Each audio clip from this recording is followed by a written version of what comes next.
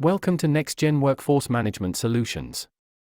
In this video we will walk you through about various options to capture employees' attendance while using NextGen systems. The options are biometric terminals, geo-tracking enabled mobile app, kiosks, and web clocks. In this video we will cover biometric time clock and key features. There are multiple ways to connect the biometric clock to the network. You can use TCP, IP, and hardwire, and you can also connect it to a Wi-Fi network. Biometric time clocks support authentication by fingerprints or face recognition, additionally RFID and HID cards as well as MIFARE cards. Currently we support two types of biometric devices. The first one is fingerprint device. In this video we will discuss fingerprint device.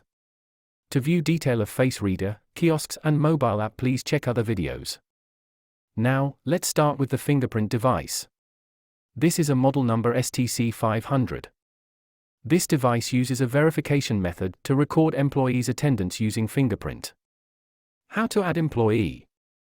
When you add employees online, employees can add manually in the web interface or can be synced from third-party softwares such as BambooHR, Intuit QuickBooks, and any other software.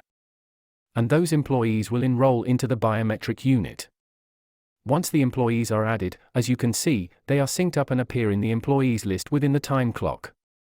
In order to access the time clock, can be set up privileges such as admin enroller or user setup can be assigned, and I am going to show how to set up those privileges. Currently, I am logged in as a supervisor or admin.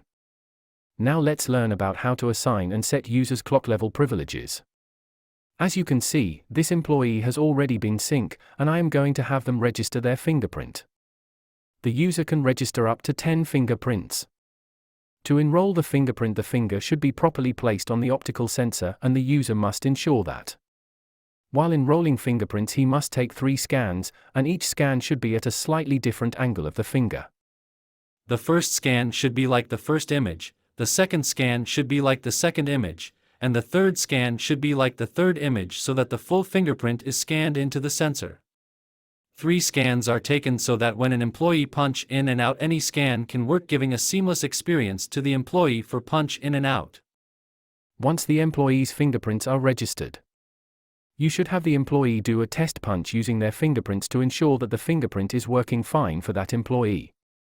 Once the employee has enrolled the biometrics, he can also configure the option to specify clock in, clock out, break in, or select the job, code or department in the device by using function keys.